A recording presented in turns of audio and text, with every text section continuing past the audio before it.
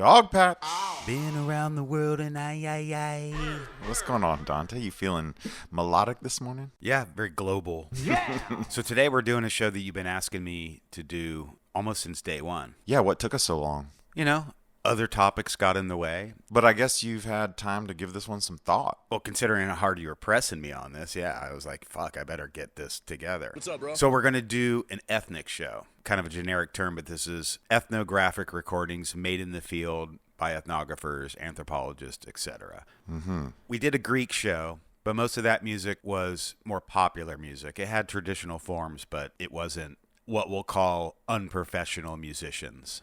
Music made by, for lack of better terms, unprofessional artists. Not in the studio, always out in the field. Incredibly talented and often incredibly singular and amazing musicians, but in the ethnographic LP world, very few of the artists are credited by name. They're usually credited by the tribe or village that they're from. It's more of a survey of an area or a people's than it is an individual. Yeah, I was going to say, it seems like a lot of these recordings tend to be sort of purpose-driven. Like, we need an example of this farming song, or we need an example of this burial ritual song. Someone is going to these remote places to capture something in particular, and they're sort of enlisting locals to just, hey, sing me something I've never heard before. It's more driven by academia. Mm-hmm. And if the result happens to be sonically spectacular, that wasn't the incentive. Mm-hmm. But given how large the world's music output is, certainly you're going to find stuff that absolutely blows your mind if you've never heard anything like it. This is more of an exploration into sound than music in a strange way. That's what I was going to ask. I was going to ask, what drives somebody's ethnic collection? Do you look for music from a certain region? Do you look for a certain instrumentation, a certain sound, a certain... Well, I mean, that's what drives anyone to collect anything, I guess is the thing. So I think for me, my early encounters with ethnographic music were usually African because there's probably more recordings of traditional music from Africa than any other continent. And you find the stuff that you like. I mean, it's like anything. You're like, oh, these people from Benin make this wild music. Let me find some more Benin music, et cetera, et cetera. And as you go further and further down the hole, your tastes become a little bit more refined and sophisticated. Pretty much if I put on an ethnographic LP to listen to in my time now, it's usually from Europe, which 15 or 20 years ago that would never have been the case. Like it seemed too close to home being European. Sure. But there is some wild ass stuff, and we'll hear some of it today from Europe, from all of the world. There isn't a country or a continent on planet Earth that doesn't offer up some kind of truly amazing music that the likes of which you've never heard before. So given how large the world is and how vast the world of ethnographic recordings is, how are we going to dip into this? Well, I tried to find really unique recordings that sound extraterrestrial or really alien, things that are strange and unique, certainly. And I've grouped them in a way. They're kind of in pairs, so you can compare one culture's particular kind of music to another's. They might have similarities in their delivery, but the result is usually different. Mm-hmm. And I also did it by the number of people involved with the particular sound we're hearing. Mm-hmm. So we're going to start with solo music made by a single individual. And the very first thing we're going to listen to isn't really even an instrument. I'm kind of going to whet your appetite, if you will, with a kind of famous recording that was played by John Peel on his radio show a lot and appears on an LP called John Peel's Archive Things. And this particular piece is from Papua New Guinea, and it's a tribesman that has attached a live beetle to a little piece of wood, and he's got it in his mouth. And while the bug is buzzing, he's kind of overtoning it in his mouth. It's kind of like the first talk box. This is like Roger Troutman from Papua New Guinea. As insane as that is, I'm more curious to know, did John Peel really have a record called John Peel's Archive Things? Yes, it's incredible. At some point in the 70s, he went through the BBC archives and found just really wild ethnographic recordings that he would play between Cluster or Eno or whatever shit he was playing at the time, just to kind of like, hey, you know, the world of sound is really big and everything's already happened. I just love the amount of time he spent on that title. The other thing to mention about a great deal of the stuff we'll play today is that a lot of the examples are really short. Okay. But you'll be able to get the gist of what we're going to present today, and we'll start with this Beetle banger? Beetle banger.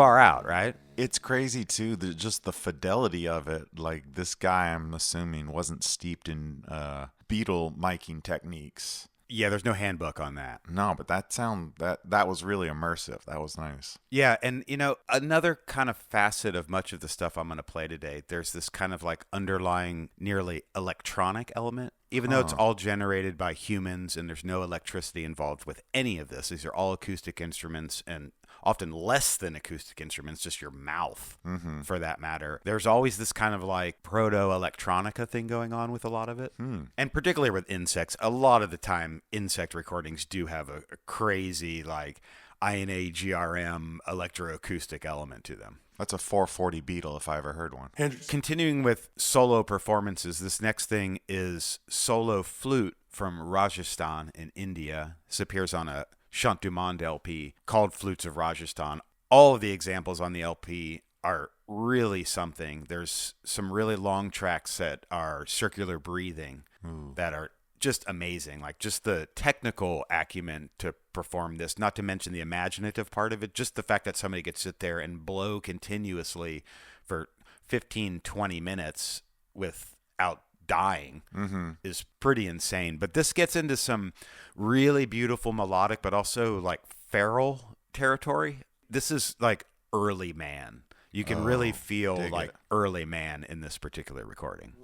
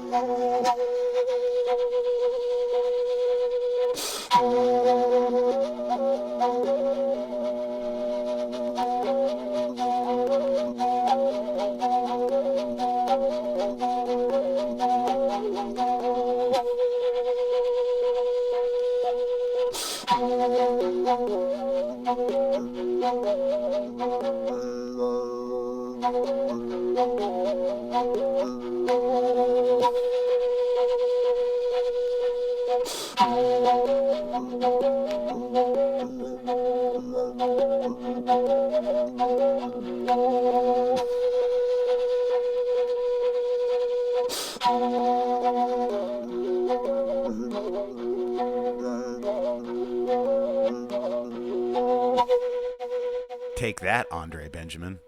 I play one note. You know, it's funny when that Andre Benjamin flute record came out, I was like, I know Dante has like a shelf of records that sound like this. Yeah, both in the new age kind of like modern and the ethnographic stuff.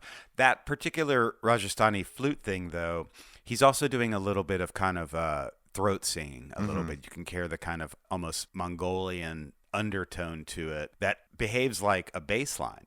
So he's doing it and then he'll stop and then he'll take his breath and he'll bring the bass line back in. It's just, you can kind of picture that individual on a dusty street in India playing every day forever. And it's an eternity kind of built into that sound.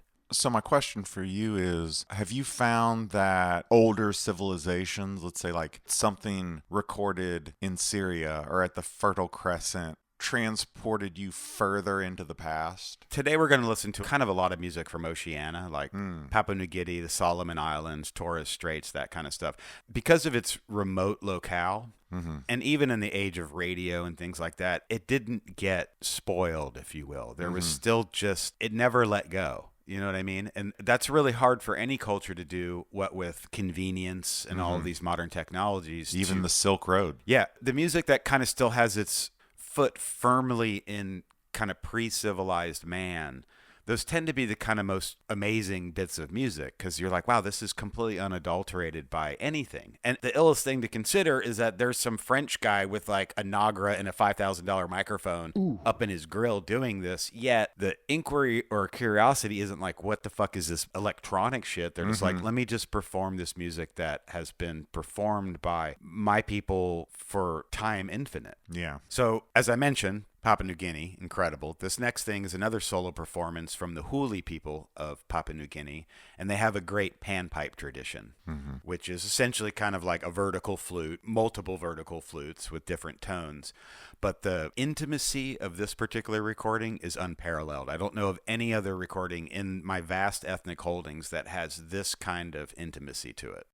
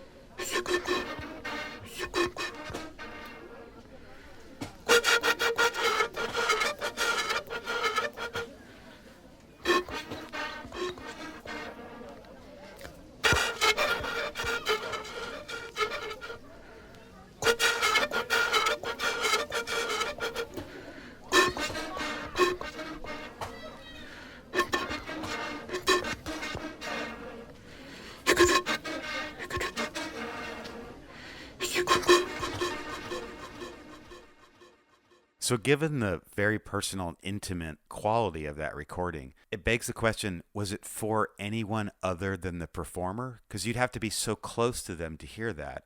You know, music often has to be amplified in a certain way to push out so people can hear it. But that one, you're going to have to be inside of this person's mouth to hear it. Just hearing the vocalization, like him making shapes with his mouth, it's like, unless you were playing this to get your kid to go to sleep or something, and in that very well, there's definitely a lullaby quality to that. Yeah, it was really pretty. And that's from the Musicaphone Music of Oceania series, which is about a 10 LP series from the late 80s, early 90s, all of which are remarkable. And it's actually, they're some of the more collectible ethnic LPs. By and large, you can kind of get any ethnic LP that you'd like for anywhere from, $5 to $25, but those routinely go for about $100 or so. That's kind of the other thing I was going to ask from sort of a market watch perspective.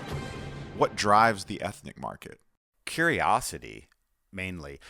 I was collecting this stuff kind of before the internet, and kind of had all of the ethnic folkways and nunsuch and all the domestic things. And then once the internet happened, I was able to buy all these European issued LPs where the lion's share of ethnographic music exists on European labels. The French and the Germans were really big into going down and recording these far-flung peoples and locales. But the drive for it, it's cool because it's not like there's no grip. There's no economy built into it. It's not like, I just got this $3,000 ethnic record. Those concepts don't exist in this.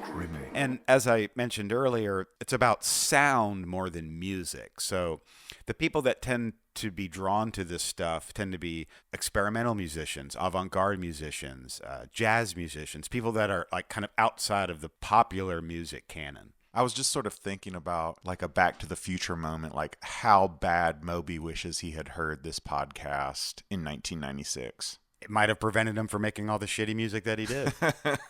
Sorry, pal. There's nothing wrong. So we'll move to duos, two people, and we're going to play two examples of a duo. And both of them are examples of games or contests.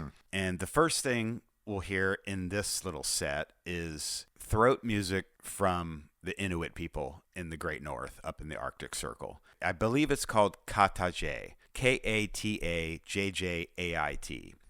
And it's the throat singing tradition of the Inuit people. And how it works is it's exclusively done by women, and they stand in front of each other face to face, just inches away, usually with their hands on each other's shoulders. And they sit there and they kind of battle with these sounds, trying to make the next person laugh. So whoever fails or starts laughing or breaks up, then that particular game is over. And there are words to these, so there is a little bit of like fable and mythology with the lyrical content, but it is an alien sound, and it never fails to strike people as like a WTF moment. Like, what is this shit? Chilling. Quick sidebar. I've had a saved search for probably 20 years on eBay for an Inuit typewriter, because if you've never seen the Inuit script, like how their letters are formed, the graphic quality of their alphabet or language, it is one of the most beautiful things you'll ever encounter. And they definitely exist because I've seen printed matter that was typeset in Inuit. Wow. Really, really good. So we'll listen to this Katajait thing, and then we'll back it up with another duo battle.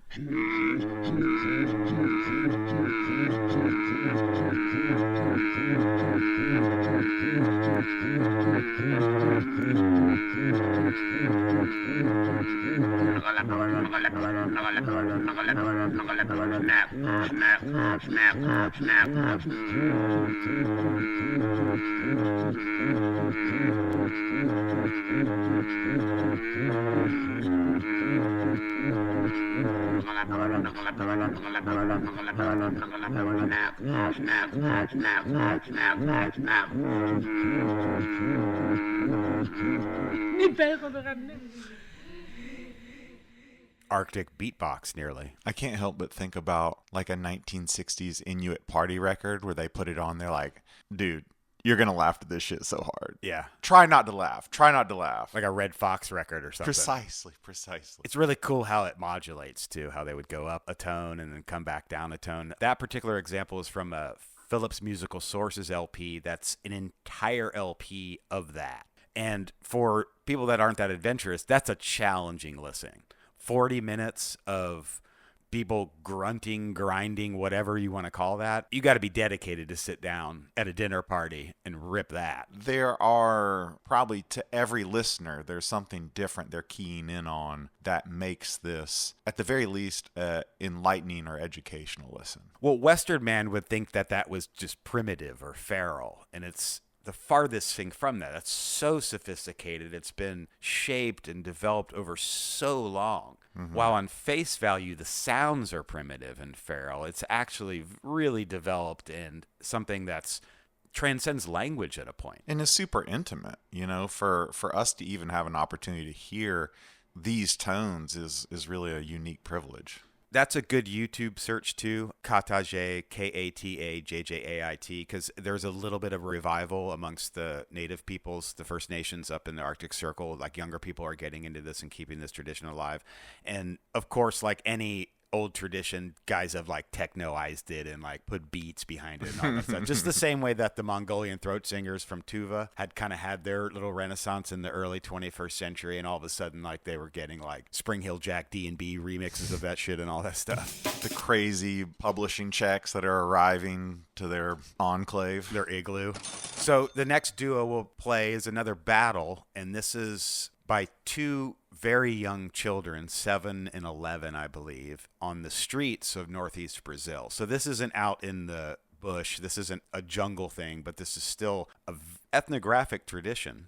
Kind of the closest thing you're going to get to a rap battle. Mm-hmm. Each of these young kids are accompanying themselves on a little hand drum, mm-hmm. and they switch back and forth, and they're like, come at me, come at me, come at me, and then go to the next guy. This is a really good picture of kind of a favela scene mm-hmm. in Brazil. This is a Brazilian LP. I can't remember the name of it, from the early 70s. But some recordist had the foresight. They're like, you know what? I need to tape what could just seem like a bunch of kids fucking around on the streets, and for posterity, put it on an LP for us to listen to 40 years later.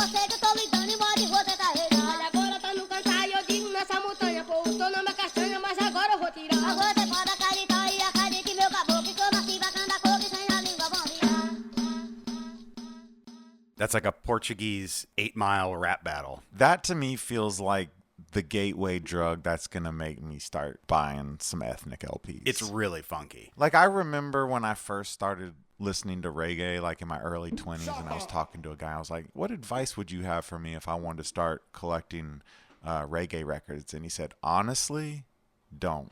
False Rasta. Yeah, because it's like once you have one ethnographic record on your shelf, it looks pretty lonely. If you go into my record room, as you have many times, there's more ethnic LPs in there than any other genre. Maximum grip. So the thing I'm thinking about with these ethno guys, what I'll call people who record ethnographic recordings, I'm sure there's some all-stars among them. I think the challenging thing for them, like nothing's noise. Like these kids playing some game on the corner, you're like, maybe I should track that.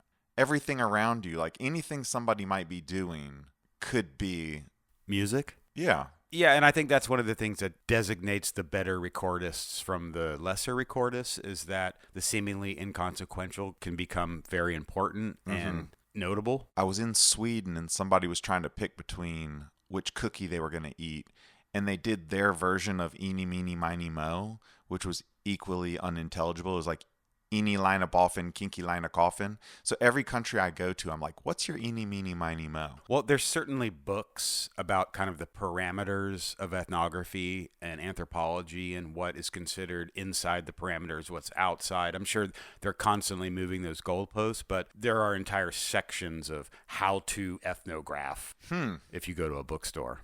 If you can find a bookstore. Because in 2024, there's more record stores than bookstores. Give me a break. The pines are the towers. So now we'll move up to a slightly larger group of people, 2 to 5 people. Okay. Singing. This is in your 2 to 5 people section? Yes, which is at a different apartment. But this is singing. There's mild accompaniment, like maybe just a rhythmic pat or something, but this is people singing. But I have not played this for you because I want you to try to guess where in the world this is from.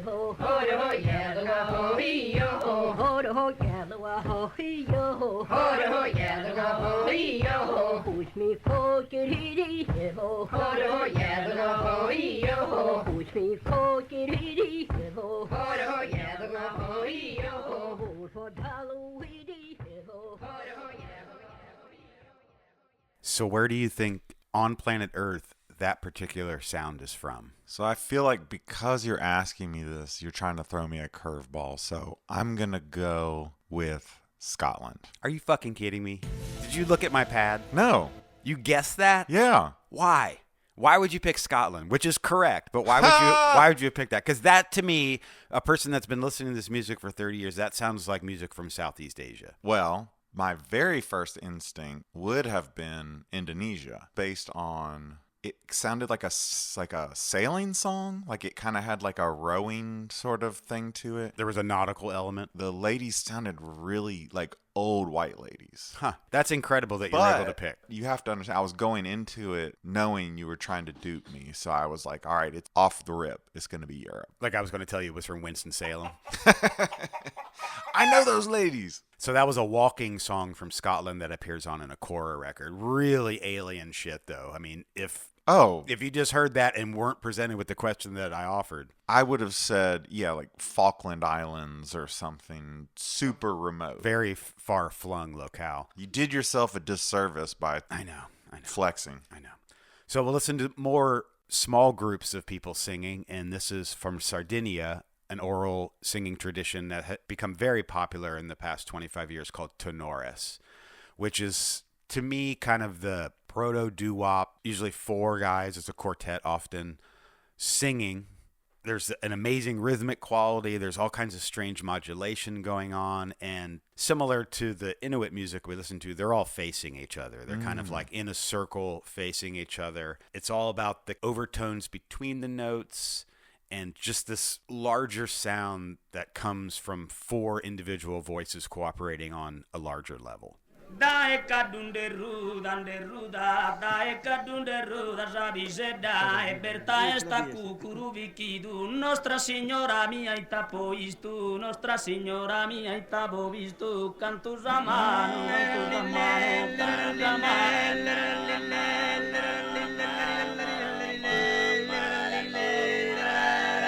Nostra Signora mia cantus a mano, cantus a mano.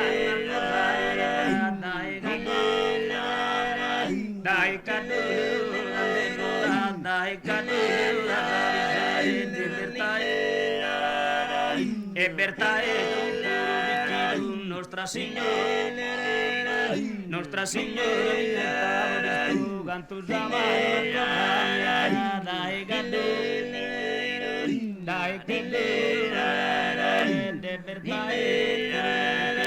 Nostra Signora, Nostra Signora, cantus a cantus a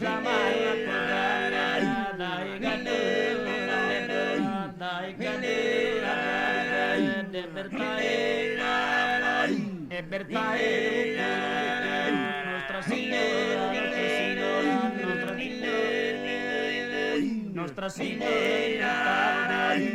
Nostra Signora, cantus a dai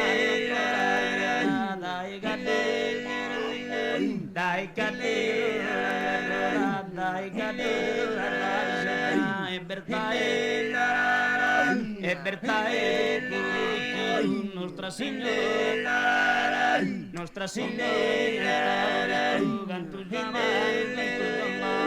cantus a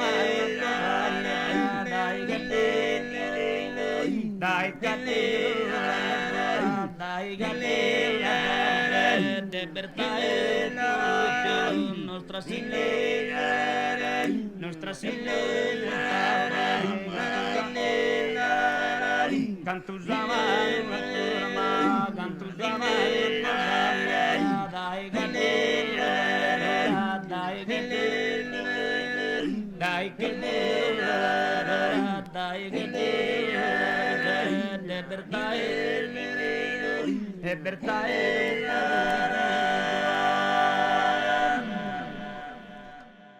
Amazing Sardinian polyphony. Yeah, it's really good. And I think the thing that makes me really enjoy this episode is kind of also my favorite thing about traveling. I've got a really busy brain. There's a lot going on in there. And if I go somewhere where I can't understand what anyone's saying, it kind of frees up some of the space in my head. And I'm typically a lot happier.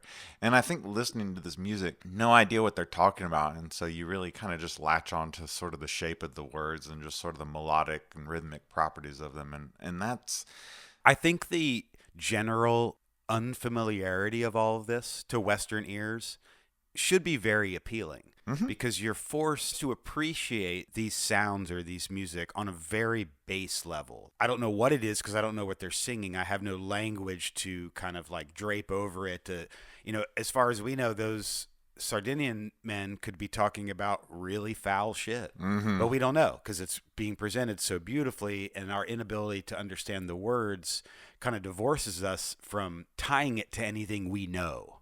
So you're truly kind of floating in the unknown, and that's one of the really great tenets of ethnographic music. But some people can't handle that. Well, those people are wimps. Like, for instance, my dad, when I went to Korea, I brought a bunch of records back, as one does. And he looked at me really puzzled. He said, "What do you do? Sell them to Koreans?"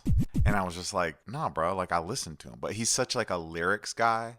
Like, he can't even listen to jazz. A lot of less seasoned music people, it's just poetry with notes. Like, the words are the most important thing. That the fact that there's instrumental music or traditions that are entirely wordless, that's not particularly music for a person like that. They're like, oh, that's just some guys in a cave or out in the jungle just doing some shit. In a strange way, ethnographic recordings kind of separates like the real from the fake as far as like music guys. Like, Shots fired. can you get down or not? Like, Yeah. can this move you on a primitive level? Like, where all music should be coming from? Like, is this hitting you because it's hitting you? Or is it hitting you because you understand something? The lack of understanding, I think, offers a whole world of exploration. And that's one of the reasons I got really into it, like in college and stuff. I was like, I don't know what this shit is. You're hitting me with just alien colors. Like, let me luxuriate in this for a bit. So we'll luxuriate in some rhythms now. We're going to go into our little drum section. And the first thing we're going to listen to is from Cameroon. And this is a fairly small but definitely prevalent tradition of water drums.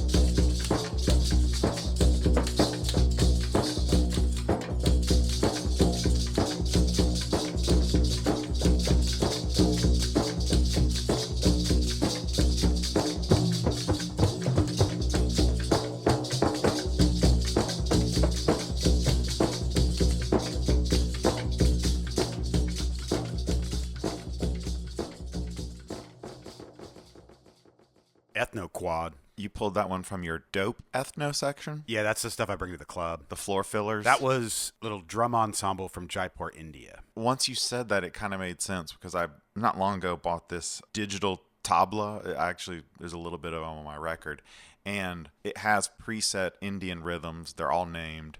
And so few of them are in 6 or 4 or 8 or anything recognizable. And with that tempo change, I was just like, oh yeah, I bet this is on the box. Well, another thing that is common in the tracks that we've played today is a changing tempo. If they if musicians decides that it needs to be a little bit faster, it just goes. It's not like hardwired into like a 4/4/6, 6/6/8, whatever. It's like, yeah, if the spirit moves you and it's a little bit more excitable, speed up or slow down. It's not as rigid. There's this fluidity to it all that is a great attribute. The recordist is not showing up with a click track. Yeah, could you imagine? Wolf Dietrich's there with like the metronome, like, oh, start over.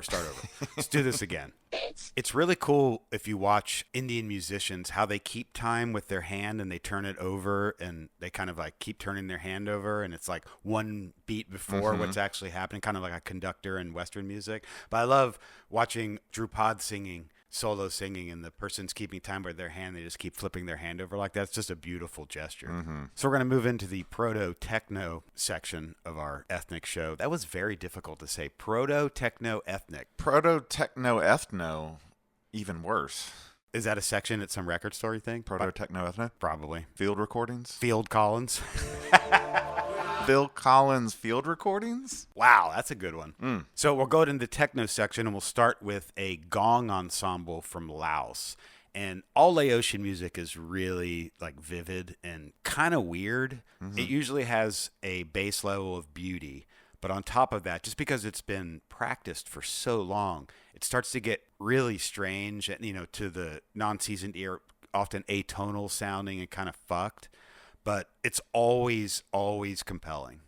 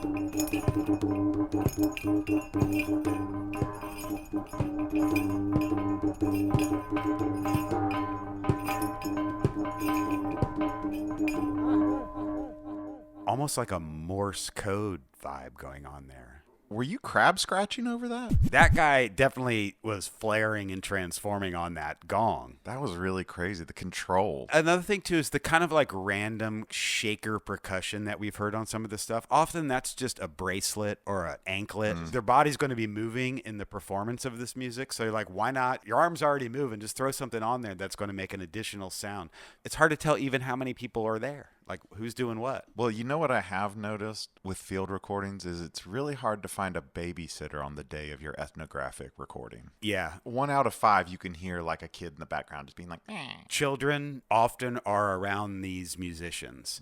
The kind of visual imagery which occurs if you close your eyes and listen to a lot of this, it conjures a great deal of stuff. And also with popular music, Western music, you're in a studio. You want to hear as little of the room as possible. You want it to be maximum saturation of sound. And in this case, the environment is really an asset to the recording. So we'll stay in our techno vibe. These are trumpets, wooden trumpets from northern Dahomey, and there are more electronic stabs in this than any Little John record.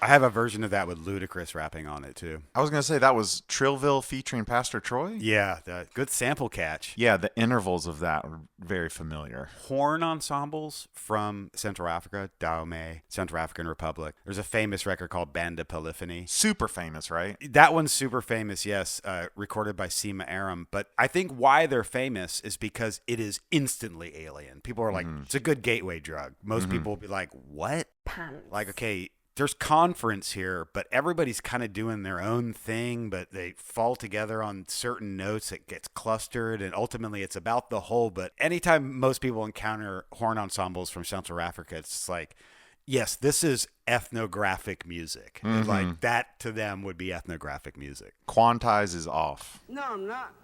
So to counter the alienicity of the last two tracks, the Laotian gong thing and the Dahomey trumpet synth, we'll listen to a fairly traditional bit of music from Central America, from Nicaragua. I believe it's a trio with strings, drums, a more definable musical song. Like, here's a song. This is called La Danza Negra. It's the Messiah people of Nicaragua perform this music. And I'm playing this first to show you how together and beautiful and developed this particular music can be, because I'm going to play another example of when it can go terribly wrong in Central America with string bands.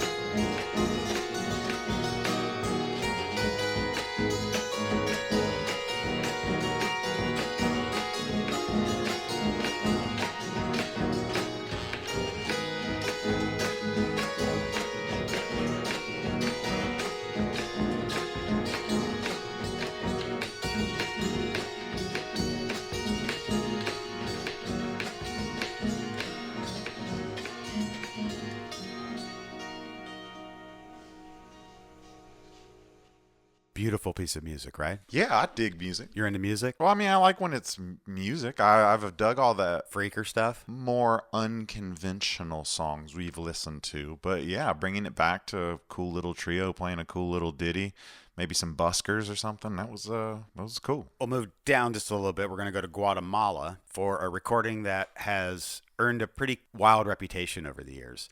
This is a recording by a group called the San Lucas Band, who were a brass band from Guatemala. Some female ethnographers from America were to go down and record this music, probably for a PhD paper, a dissertation of some kind. A lot of the ethnographic LPs that were appearing in the 70s and 80s were a result of somebody going and studying somebody for school, and part of their thesis or dissertation would be often a book and just as often an LP record of if they were talking about music. The quick backstory on San Lucas Band. So the women get down there. They're all set up waiting for the band to arrive, and they're told that the San Lucas Band, or the original band that they had booked to record, couldn't make it. They had gotten stuck in some mountain pass or something, and it was just not going to happen. So they find a local group that decides, hey, we'll do this for you. And unbeknownst to these women, these guys have been drinking Guaro for like 6 months, crawled to wherever this recording was made, and laid out an entire LP of what is perhaps the drunkest, most disassociative brass band record to ever be made, and it will never be topped. So I'm going to play the most together track on this record because it's startling, because there's just enough momentum to keep it together, but this is 100% a blind alley. Just Fadersville.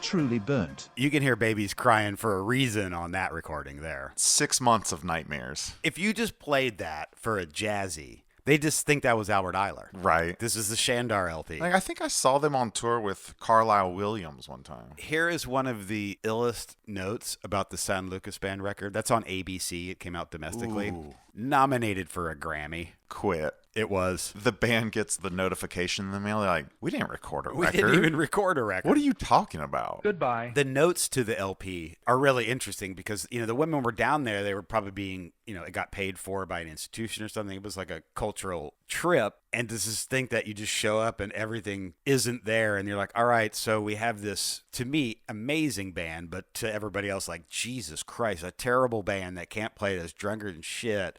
And now we got to write like 7 pages of notes about what the music is they play. So there's a lot of like aporias reached there. We have to justify this to academia. Yeah, that. Long live San Lucas Band. Yeah, that rips. Speaking of Albert Eiler, jazzies, this next piece was recorded by a French jazz musician by the name of Jeff Gilson. You familiar at all, Kirby? You ever heard that name? No. He's kind of a cult guy. All of his records are collectible, kind of spiritual European jazz. He's a white dude. This is a recording that he made of a Albanian flute ensemble, reinforcing what I said earlier, that in my advanced ethnographic listening, I kind of just listen to European stuff. Mm-hmm. All your conception of what modern Europe is, or just Europe, how it's sophisticated and a million years of tradition and culture, and then you hear something like this, which is absolutely technical and beautiful and all that. But again, you're like, wow, this is from Albania. I never would have thought. Sure.